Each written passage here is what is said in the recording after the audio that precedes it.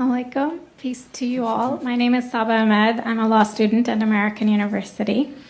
I am here to ask you a simple question. I know that we portray Islam and all Muslims as bad, but there's 1.8 billion Muslim followers of Islam. We have 8 million plus Muslim Americans in this country, and I don't see them represented here. But my question is, how can we fight an ideological war with weapons? How can we ever end this war? The jihadist ideology that you talk about, it's an ideology. How can you ever win this thing if you don't address it ideologically? Great question. I am so glad you're here, and I am so glad you brought that up because it gives us an opportunity to answer.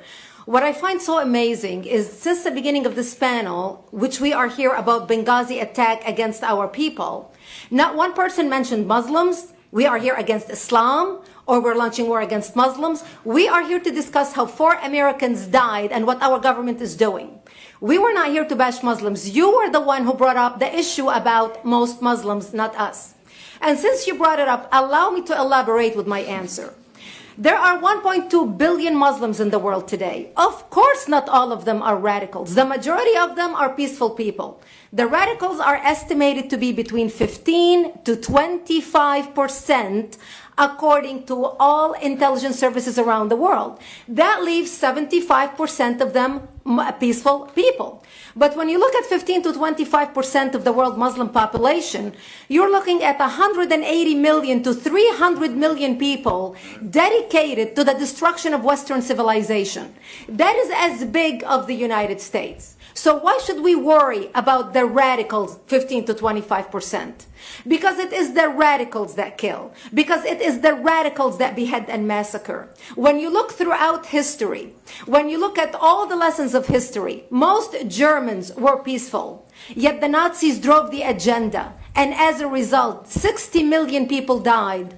Almost 14 million in concentration camps. 6 million were Jews. The peaceful majority were irrelevant. When you look at Russia, most Russians were peaceful as well. Yet the Russians were able to kill 20 million people. The peaceful majority were irrelevant.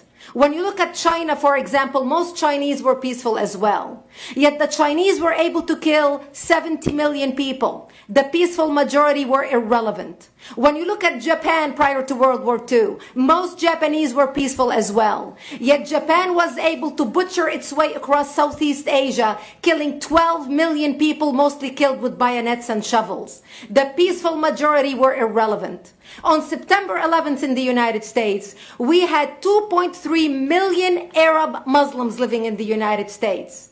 It took 19 hijackers, 19 radicals to bring America down to its knees, destroy the World Trade Center, attack the Pentagon, and kill almost 3,000 Americans that day. The peaceful majority were irrelevant. So for all our powers of reasons and us talking about moderate and peaceful Muslims, I'm glad you're here. But where are the others speaking out? And since you are the only Muslim representative,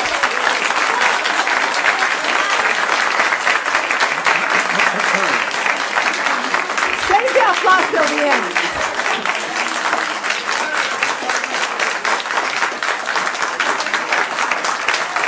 Thank you. Thank you. And since you're the only Muslim representative in here, you took the limelight instead of speaking about why our government, and I assume, are you an American?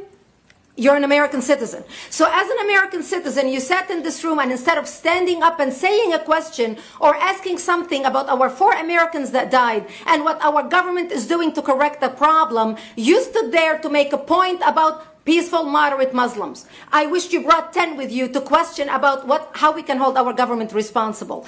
It is time we take political correctness and throw it in the garbage where it belongs and start calling it fair.